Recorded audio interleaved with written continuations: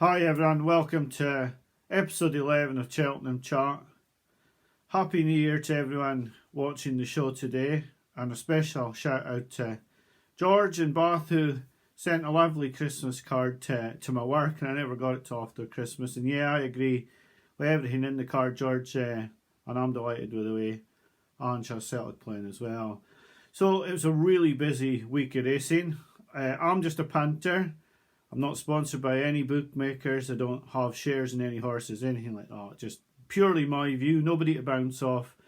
And so obviously you have to take my view with a little bit of a pinch of salt, because it's just purely my view. You're not getting a balanced view of other people talking about the races. It's just my view, and sometimes it can be controversial.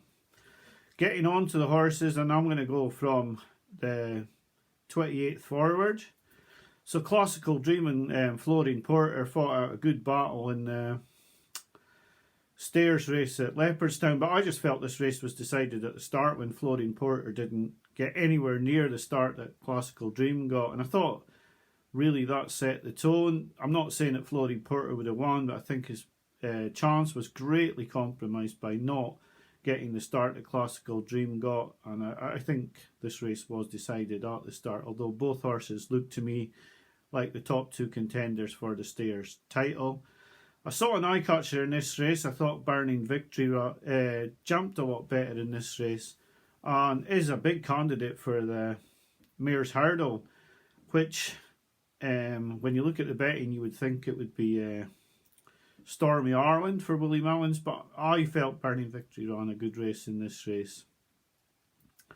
Galvin and a Plutard fought out a good finish in the Savills, but this was just setting the tone, or keeping going the tone, of the bad run of the De Bromhead horses. People will say he's run exactly to the form of Kemboy that he ran last season. Galvin ran a great race with a great ride from Davy Russell, which was so different to the ride on Three Stripe Life. But you do have to worry about the De Bromhead yard here, and I am worried. I've only had one bet this season, and it is on a De Bromhead horse, and I'll get onto her a bit later, but I was very disappointed with a lot of De Bromhead horses over Christmas, and basically just about all season. And people will point to Honeysuckle, but the form of that race isn't really working out brilliantly either. Galopin des Champs was awesome in his chase debut. He was faultless. I have said about other horses like Bob Ollinger, Fernie Hollow, where they've made mistakes. They've got in tight to fences. They haven't jumped perfectly on their debuts, but Galopin des Champs was absolutely faultless. This was as good a chase debut as you're likely to see, and he's rightful favourite for the Brown Advisory. And this is part of the reason I was saying about Brave Man's Game. I don't see him winning that Brown Advisory, and when I watch this, I'm even more convinced that he won't win it. Galopin des Champs was absolutely awesome in this performance. I said last week I thought American Mike and Facile Vega were well clear in the bumper, but it could be that Redemption Day won't be far away from him, or perhaps on a par with him. He wasn't fully extended. The time figure on this wasn't as good as what you'd hope to see. I know he wasn't fully extended. You'd need to see both the Mullins horses again. I still feel American Mike has a great chance in this. I still feel Facile Vega does. I'd need to see Redemption Day again. At Limerick, Concertista won really nicely. I see people thinking she may go back to the Mayor's Hurdle. I wouldn't really see much point in that. I think she's got as much chance of winning this as she does of winning the Mayor's Hurdle. And after Ellie Mae's defeat put the kettle on's poor performance, you'd have to think that Concertista is a very strong favourite for the Mayor's Chase at present. The next day, also at Limerick, Tehupu won again, but it didn't look likely for a long way in the race, as Quilixlos took it up, quickened away from him, and was basically outstayed by Tehupu, who came back late in the race. It was slowly run. It's hard to know what to make of this race, in all truth, and I was a bit surprised Tehupu got back up, and I think Quilixlos was possibly a little bit unlucky in this race. Journey with Me beat Kilcrat. And I'm just convinced that Kilcrat's not the same horse he was last season. And although this is a win for De Bromhead, I don't know what to make of the form. Manila Crooner jumped like a table all the way round. Basically hardly jumped a hurdle and still didn't finish too far behind. I'm convinced this wasn't the real Kilcrat. And so I have to see this again from Journey with Me. I still felt he was always an Albert Bartlett horse. They're quoting him as favourite now for the Ballymore. Whether that'll be similar after today's race at Naas, I don't know. I want to see it again from Journey with Me because this race revolves around Kilcrat and I don't think he'd on his race. Royal Kahala won again. It was a nice performance, staying on nicely to beat Heaven Help Us, who I said was on the other video I'd watched by the Fat Jockey podcast, and they'd put that Heaven Help Us up at 33-1. I thought Heaven Help Us ran a really good race. I thought Our Only Bet of the Season ran really well, Tell Me Something Girl, and I feel she'll go to the festival with a favourite's chance as long as De Bromhead's horses start hitting form, because they really are out of form. And I feel giving £8 and £4 away in this race that she's run a lovely trial, but I want to see these De Bromhead horses running better.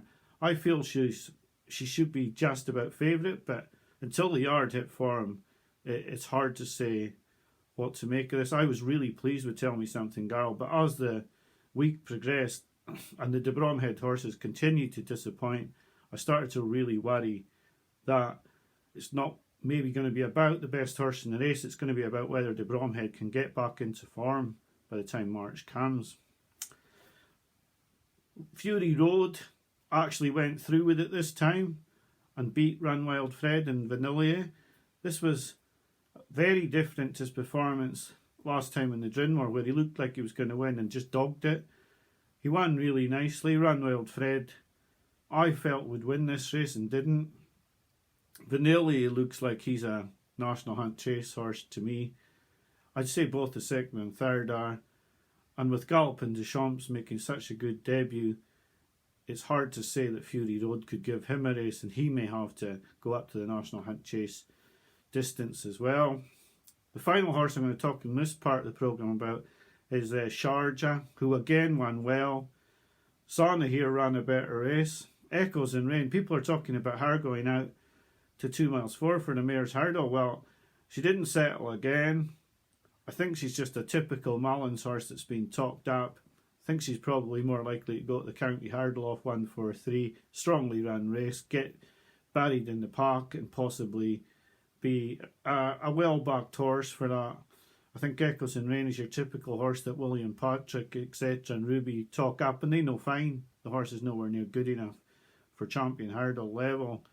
It's a bit like saying that Sir Gerhard was going to the Ballymore and Kilcrat was going to the Supreme.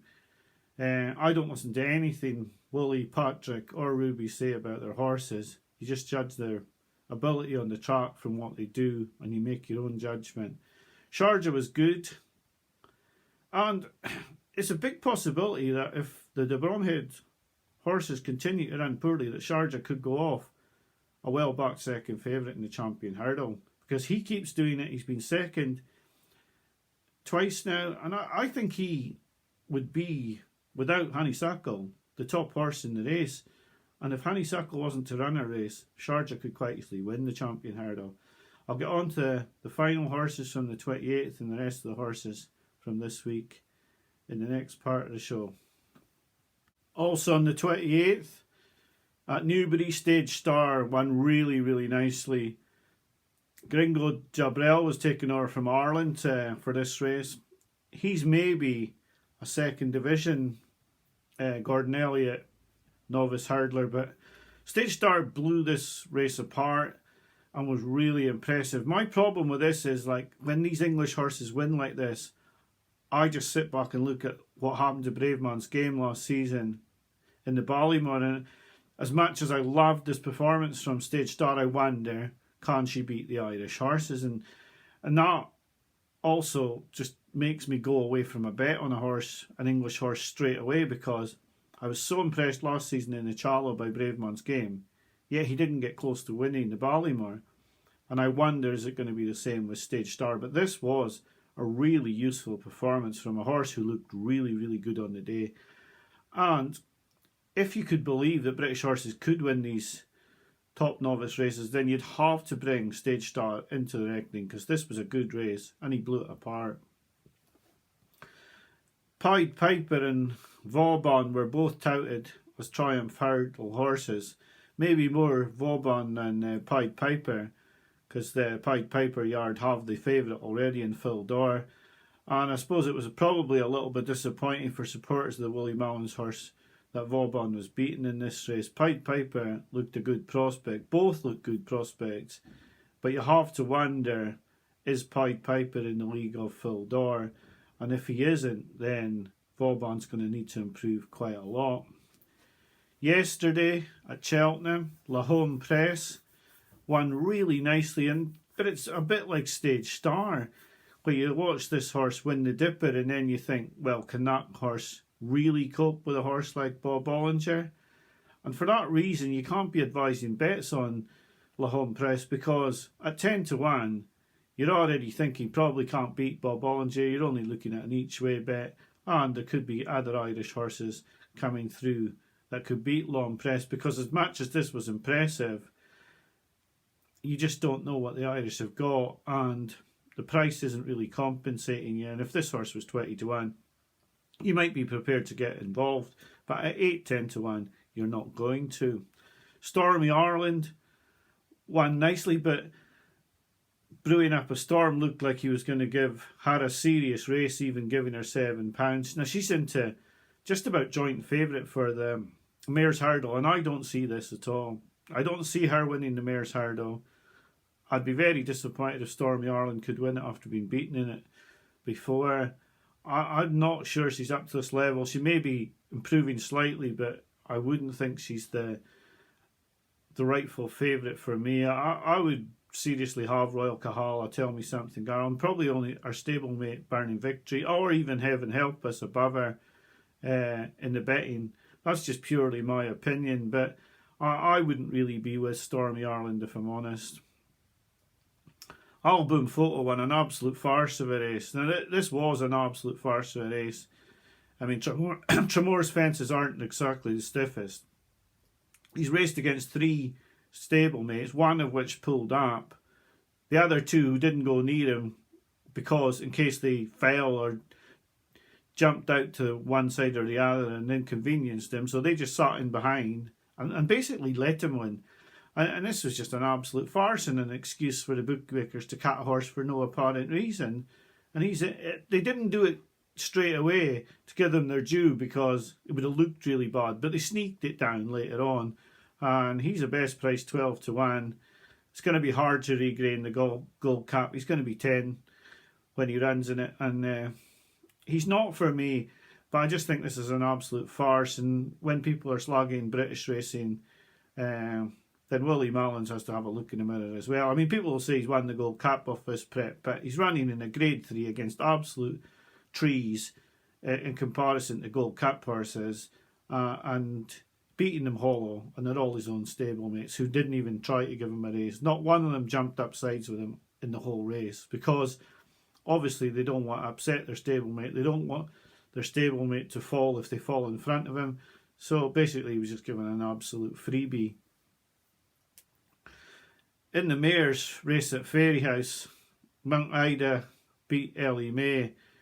And I have to question Ellie May's resolution now, because I felt last season she should have beaten Colreevy. She wasn't given the best ride by Mark Walsh, which allowed Colreevy to jump to his right and into Ellie May consistently for the whole race. And I did say that last season, that I felt Mark Walsh was really poor on Ellie May. But she should have won this race, really. Mount Ida's jumped into Scarlet and Dove at the second, lost probably 2 to 3 lengths. Ellie May's got upsides. I know Mount Ida's a strong stayer, but this is the 3rd time Ellie May's been beaten in a close finish, and you have to question the resolution of a horse like that, because she was beaten by Build Me Up Buttercup in a hurdle race when it was a close finish. She was beaten by Colreevy in a close finish, and she's now been beaten by Mount Ida in a close finish. Mount Ida would be a mare's chase contender, but this jumping out to the right that she does really doesn't play to her strengths. Now, she's obviously a horse I love. She scraped me the profit last year with her win in the Kinmure, and I'll always be fond of her for that. But she did jump out to her right in that race. That was a handicap, and now she's going to have to come into a Grade 2 going left-handed and jump out to her right. Now, if she's allowed to jump out to her right, she could lose valuable ground doing that. And that really puts me off a bet on her, because I'd be really sweet on her. If not, I would, at the prices, I would definitely back her. If this race was going right-handed, I would back her over Concertista. But at Cheltenham, I can't do that. I can't advise a bet on Matt Ida for that reason. The other horse in this race, which ran an absolute shocker for the second time this season, was Put the Kettle On. She was beaten so far out. It was clearly not a running, and it's just another de Bromhead horse who's been beaten.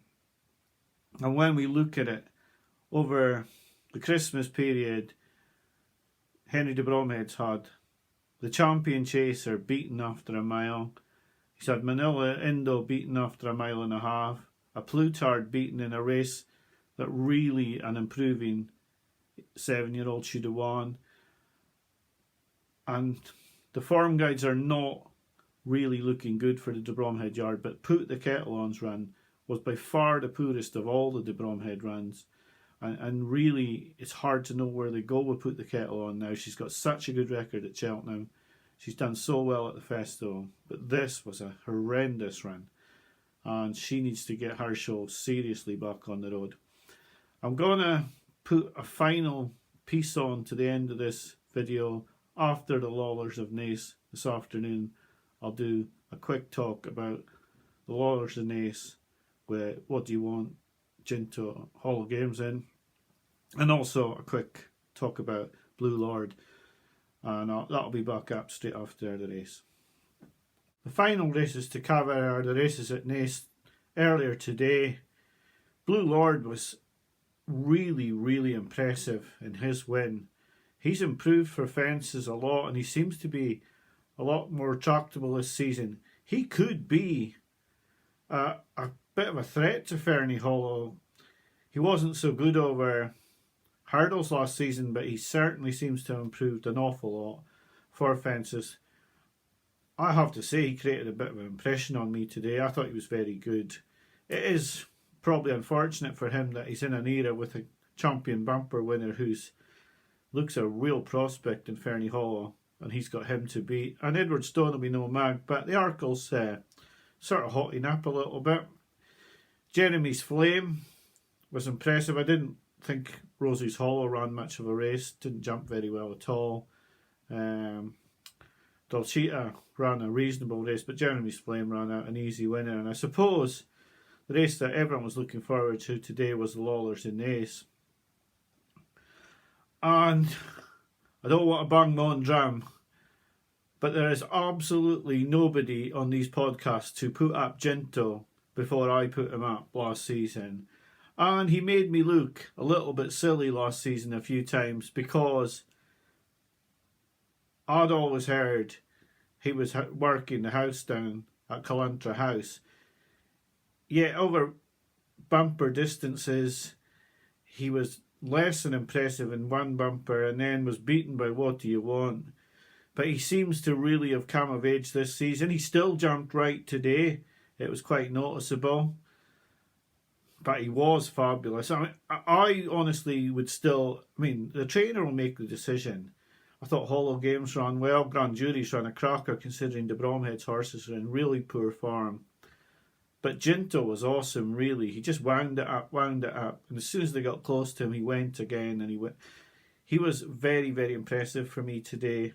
I don't know which race they should go for at all. I'd rather he went for the Bartlett, because I think he just stays and stays. He could be susceptible to a very quick horse. Maybe like Dysart Dynamo, something of that mould. Journey with Me looked quite good. But there are a lot of horses this season. There doesn't seem to be many of these middle distance horses. They all seem to either be 2-milers or 3-milers. And it doesn't seem to be many 2.5-milers. I would worry about Ginto getting caught out. just for a bit of pace in a 2 mile 5 race. But he is fulfilling the potential. And I don't think, like I've said earlier this season, even over hurdles, that I don't think these hurdles are even for him.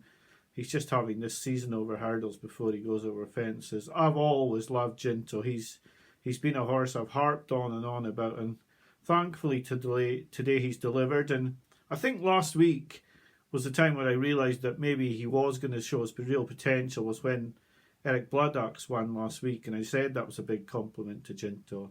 And I am delighted that he is finally fulfilling the potential. What do you want? I don't think there was any excuses really for him today. I really didn't think he was a better horse than Ginto, even though he'd beaten Ginto last season in a bumper. I was hoping that Ginto would turn that form around today, and he has. Now, all of the views on the video today, I've virtually had no bets for weeks now, and it is the time of year where I have to start thinking about where I'm going to place the rest of the bank. We've got £400 to play with. We've only put £30 on. I am happy with the bet, but I've always said I want De Bromhead in better form. Hopefully the Magic Carrots can do their thing come March, and he can have a good festival, because I really do believe Tell Me Something Girl's got a lot more to give than we've seen this season. I'm not thinking that she's just going to turn this round on the form she's shown this season. I think she's running well with the stable under a bit of a cloud, and I think there's a lot of improvement to come from her. I was very impressed with Burning Victory. I think she could be a danger with Heaven Help Us. I think Ginto was a big eye-catcher today. There were plenty of really good performances. On the videos we've talked well of Galvin in episode 2, American Mike, and Tell Me Something Girl in episode 2. We talked a lot about Ginto. So, when you add my view to other people's views and then cement a view yourself, you can hopefully find some nuggets in these videos, along with some nuggets in other videos, and some nuggets in your own view. And hopefully you go to the festival with some good bets. So over the next couple of weeks, we will be looking to add to Tell Me Something Girl. I am very pleased with Ginto's performance today. There's been a lot to digest over the festive period. The racing will now go down a notch, I would say, for probably 2 to 3 weeks, and then we'll start to get the horses coming out for their trials prior to Cheltenham. So, like I say, I wish you all a very happy new year. Thanks for watching my videos. Hopefully you'll continue to watch. There are no views of bookmakers or anybody else on these videos except for my own. And like I say, sometimes they will be right and sometimes they will be wrong. But I always put an honest opinion out. Thanks for watching today. I'll be back next Sunday or Monday with episode 12. Bye for now.